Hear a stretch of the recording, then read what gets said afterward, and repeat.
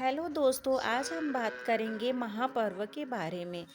जैसा कि हम सभी जानते हैं, हमारा भारत देश महापर्व के लिए कितना विख्यात है और कितना रहस्यमय है।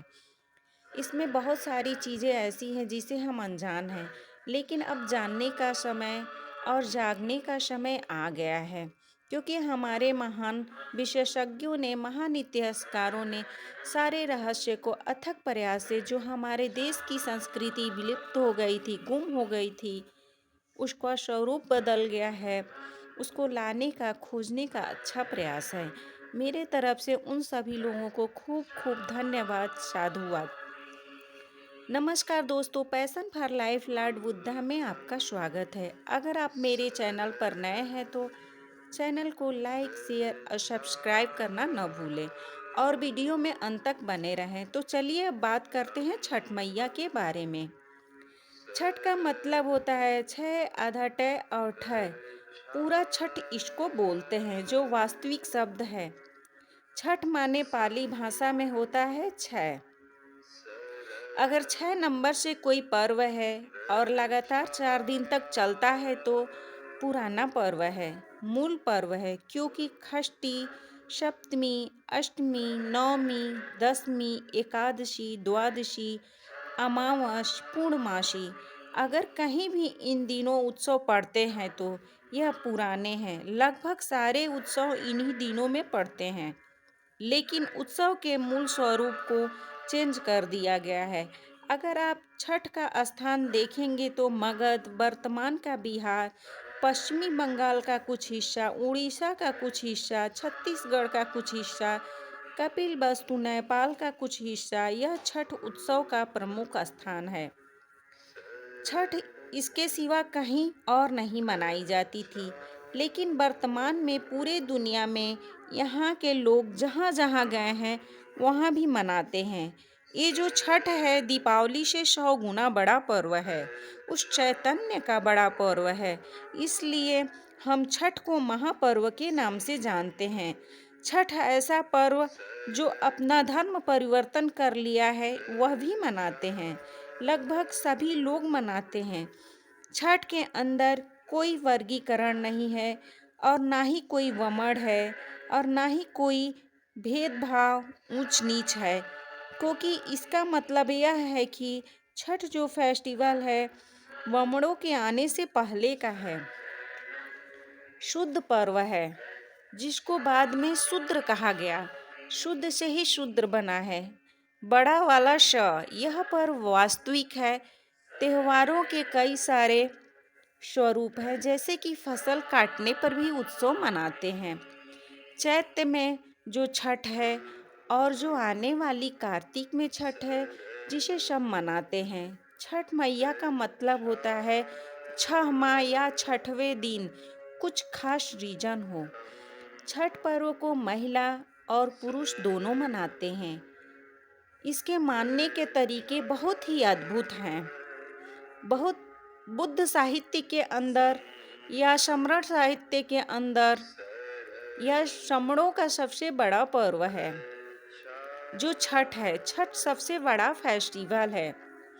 इसका भी बहुत बड़ा कारण है, क्योंकि जो बुद्ध हैं, अपने पिता के बुलावे पर अपने गांव में, अपने नगर में, अपने क्षेत्र में, अपने कबीले में श्रमण गण के साथ दीपावली से एक दिन पहले, अमावस से एक दिन पहले जो दीपावली हम मनाते हैं, प्रकाश का दिया जलाते हैं, दीपों की लड़ी लगाते हैं, जिससे धम्म प्रकाश चारों तरफ फैलते हैं। दीपों की याली दीपावली। बुद्ध जब कपिल वस्तु में पहुँचते हैं तो सबसे मिलते हैं, तो सबसे ज़्यादा जिसकी भावना आहत होती है, सबसे ज़्यादा कष्ट उठती है, वह होती है पत्नी। अगर किसी का पति अपनी अच्छी, सुंदर, सुशील, तेजस्वान, बिंबाधारी, बिंबा यानी जिसके चेहरे पर खूबसूरती हो, या भद्द कचाना, जिसका मतलब लंबे बाल वाली आदर्श महिला, ऐसी पत्नी को और अपने नवजात बच्चे को आज्ञा लेकर घर छोड़े किसी कारणवश और नगर में वापिस ना आ सके और फिर उस व्यक्ति का खबर आए तो उस महिला पे, जो एक बच्चे की माँ बनी है, तो कैसे उस महिला के मन में भाव आते हैं, कैसे उसने त्याग किया, कितना कठोर जीवन जिया, यह उसकी कहानी है। सिद्धार्थ गौतम चले गए, पर उनकी पत्नी भद्दकचाना, जिसको कात्यायनी बोलते हैं, जो सारे 8 माते हैं, उनमें इनका छठे नंबर की माता मानी जाती हैं, जिसे हम छठी मैया कहते हैं। पर इससे भी ज़्यादा महत्वपूर्ण यह है, क्योंकि जब सिद्धार्थ गौतम जाते हैं पत्नी बच्चे को छोड़कर और अपने पिता के बुलावे पर कपिलवस्तु आते हैं तो सबसे मिलते हैं। अब वह बुद्ध चुके बन रहते हैं। बुद्ध वह व्यक्ति होता है जिसके अंदर राग द्वेष तृष्णा यानी किसी के प्रति कोई वैर भाव नहीं। सारी महिलाएं माता और बहन हो जाती हैं और जितने पुरुष होते हैं भ्राता हो जाते हैं, भाई हो जाते हैं। उनका किसी काया के प्रति चाहत के प्रति कोई भाव नहीं रहता। बुद्ध वह व्यक्ति है, पर बुद्ध को सारी जानकारी रहती है। बुद्ध भावनाओं से परे रहते हैं, लेकिन भावनाओं को जानते हैं और उसी को उन्होंने जीता। जो बुद्ध होते हैं, अरहत होते हैं, दूसरों के भावनाओं को देखकर ही जान जाते हैं। सभी लोग मिलते हैं, माता पिता भाई पुत्र, लेकिन भद्दकचाना नहीं आती हैं मिलने। तो बुद्ध पूछते हैं, कचाना कहाँ है? यशोधरा भी नाम है। यशोधरा मतलब यश धरा हो, यह बाद में पड़ा। राहुल माता भी नाम है। राहुल का मतलब है जो चंद्रमा के बीच में आकर रोशनी को रोकता हो, उसको राहुल बोलते हैं। पता चलता है वह अपने कमरे में है तो उससे मिलने जाते हैं। साथ में 2 भिक्षुओं को लेकर जाते हैं और उनको समझाते हैं। वो रोएगी, विलाप करेगी, लिपटेगी, क्योंकि वो मुझे पति मानती है। आप शांत रहना, क्योंकि बुद्ध जो होते हैं, भिक्षु होते हैं, किसी को टच नहीं कर सकते, किसी को छूकर आशीर्वाद नहीं दे सकते, ना ले सकते। भिक्षु का मदद कर सकता है, लेकिन वह मुझे छुएगी, यह भिक्षुओं को समझाते हैं।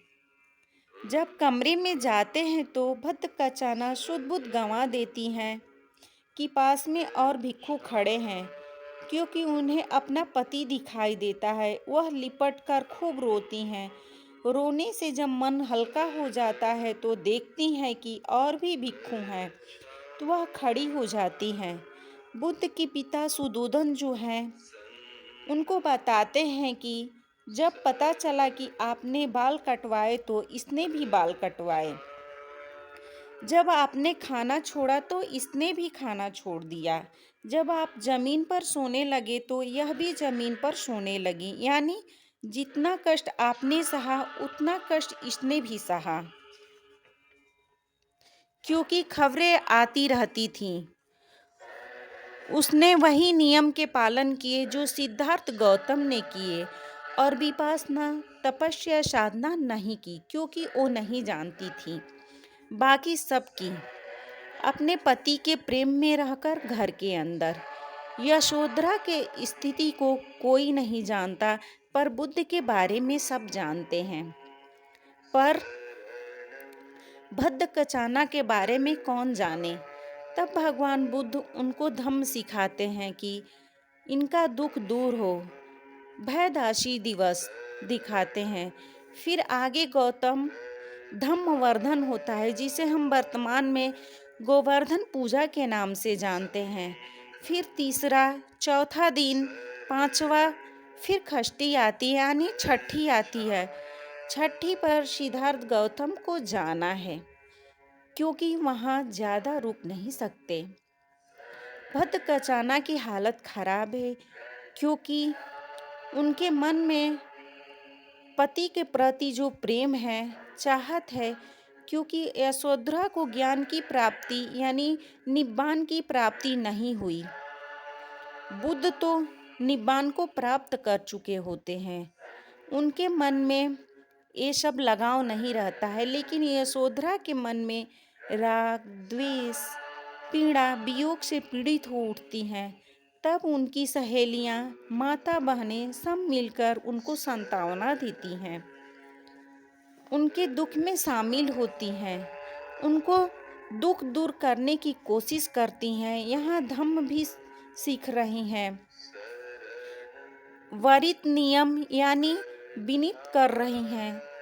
तो खीर से शुरू करती हैं, खरना से शुरू करती हैं, नहाती हैं, उनको दुख में शामिल होने के लिए 36 घंटे का उपवास करती हैं, उनके साथ ज़मीन पर सोती हैं, खाना बिल्कुल शुद्ध खाती हैं, बिना लहसुन, प्याज, मांस आदि के सादा भोजन करती हैं, पानी में खड़ी रहती हैं दिन के समय, रात को बहुत कम सोती हैं, एकांत में रहती हैं और कपड़ा भी वैसा ही पहनती हैं जैसा खुद पहनती थीं, बुद्ध पहनते थे, बिना सिले हुए, जिसे हम चीवर बोलते हैं।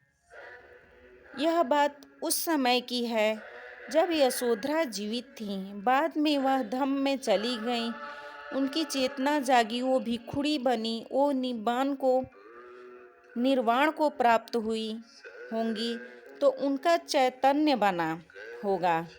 मनौती स्तूप, जिसको आज महिलाएं पूजती हैं, नमन करती हैं, इसमें 2 छठ होती है, क्योंकि वो छठे नंबर है, या 6 दिन तक रहे या 6 वर्ष तक ऐसी रही।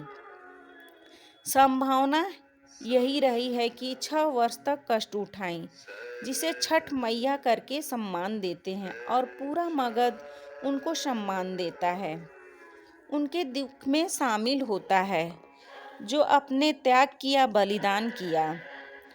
भिक्षु जब जाने लगे तो उन्हें जो उस समय जो फल होते थे, फसल होती थी, गन्ना होते थे, सब्जी होती थी, पकवान होते थे, जिसे बांस के टोकरी में भरकर देते हैं, विदा करते हैं।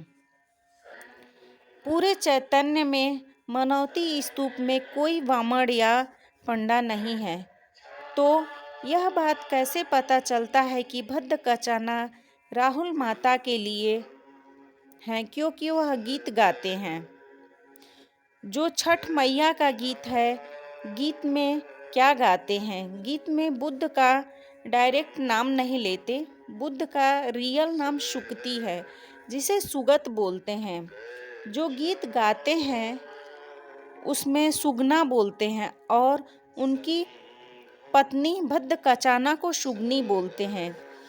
इस गीत का मतलब यह है कि सुगनी कहती है कि अब उसका सूरज भी मदद नहीं कर सकती, क्योंकि उसने केले के घेवद में चोंच मारी है और वो खत्म हो गया। सुगनी बहुत ज़्यादा परेशान है, क्योंकि जो सुगना है तोता, वो चला गया। यहाँ पर एक पत्नी अपने पति के प्रति दिल की तड़प को गीत के माध्यम से व्यक्त करती है। इस त्याग को गीत में गाते हैं। सुगना बुद्ध को बोलते हैं, सुगनी उसके पत्नी को। सुगत माने जिसकी अच्छी गति हो, सुगनी माने भी जिसकी अच्छी गति हो।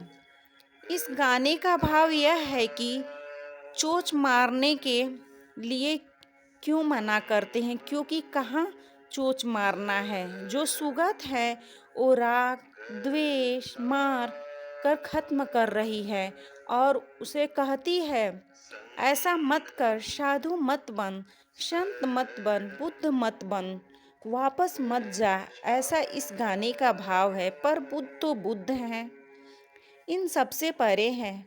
पत्नी विलाप करती है, वियोग करती है, बहुत ज़्यादा कष्ट में होती है। यह गीत तोता मैना का नहीं है, सुगत और सुगति की कहानी है। इसलिए इस पर्व को छठ माता बोलते हैं। बहुत लोगों ने इसे बदलने की कोशिश की, लेकिन जो इसका लोकगीत है वह 2 मिनट में रहस्य को खोलकर रख देती है। त्योहार, फसल उत्सव, चैत्य, धम्म सिखाना, व्रत नियम, अपने को शुद्ध करना, दुख में शामिल होना और राहुल माता को सम्मान, यश का गुणगान करने का क्रम है। पूरे साहित्य में किसी भी महिला को यश का गुणगान इतना बड़ा अवधा किसी को नहीं मिलता है जितना छठ मैया को है। यह पर्व हम सबके लिए बहुत ही पावन और पवित्र है और साफ सुथरा है। कोई आडंबर नहीं है, कोई ब्राह्मण नहीं है। आज की वीडियो में बस इतना ही। इसको खूब शेयर करें ताकि लोगों तक पहुँचे। अगर मेरे बातों में या कोई त्रुटि हुई हो तो उसे क्षमा करें। नमो बुद्धाय। साधु साधु साधु।